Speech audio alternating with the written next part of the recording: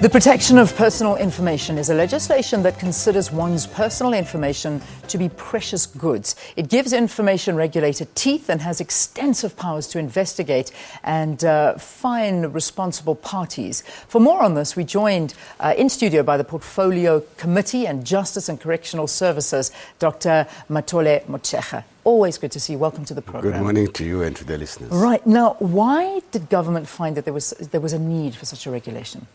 There are many organizations that hold personal information. They collect, they process this information. But there's always a danger that this information can be used to violate people's privacy. And it is necessary to protect that. But at the same time, information is necessary for people who do businesses, government departments like Home Affairs, social development, insurance companies. So there's a need for that balance. Yeah. And therefore, it is important that those who handle this information must handle it fairly, responsibly, and in a secure manner. And hence the regulation to prevent all these abuses. When we talk about personal information, I mean, that covers such a wide range of things pertaining to, which I'm gathering, is an individual and an organization. What are we covering? What are we talking about? You see, you have people's identity numbers, passport numbers, emails, phone numbers, personal, marital relationships, and so on. And this information is required, but can also be abused. Yes. And therefore, you need to protect the owners of the information and those that need this information for business purposes. Yeah. Okay, so as we did say, so it's individuals that need to comply, public and private organizations as well. Does everybody fall under this and is now governed by this? Everybody falls under this, so Okay. it is both in the personal and in the public interest that this should be done. Now, if I suppose, I mean, a lot of people have contravened this in the past. Now it's coming into effect. What will happen if an organization or an individual contravenes this act? That's why we need the Information Regulator, so that that office should enforce the rights of the victims of these violations.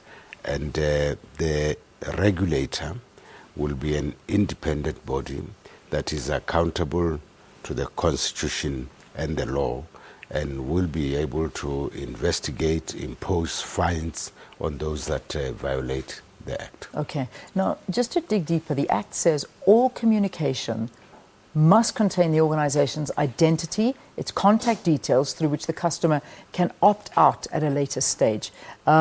Explain this a little bit more for us. Just give us some clarity there. You see, it depends that the relevance of the information may expire. So if it is no longer relevant, it means that you cannot continue holding on to the information. That's why there's provision for adaptation, for deletion, and so on. Okay, so that's what happens to personal information relating to children? Because that, I imagine, falls under this as well, and it's quite important to protect that information. You'll know that, for instance, the Children's Act, the Children's Court, if children appear in court, the public is not even allowed. So, which means that when it comes to children's information, due regard must be had to the fact that children deserve a special protection. Yeah. This is one that really speaks to me, and I think it's going to speak to a lot of South Africans.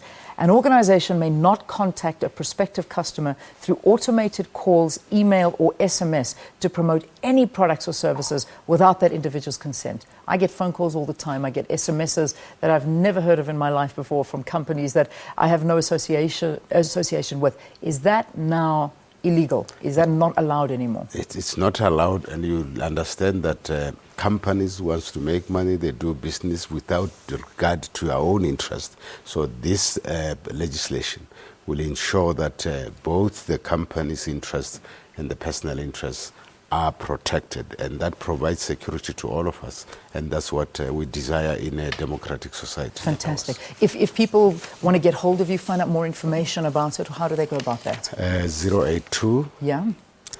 8999 899 000. 000. The email is eForbes. eForbes. Forbes, F-O-R-B-E-S, Right. at parliament.gov.za. Excellent, at parliament.gov.za. Thank you. Thank you for talking to us. I think a lot of South Africans are very happy about this. Dr. Mathole Motshekga, Portfolio Committee of Justice and Correctional Services, talking to us about the Protection of Personal Information, or POPI, is a legislation that considers one's information to be precious goods. I think you will agree with that, won't you? Let's take a break. News at 7 after this. Stay tuned.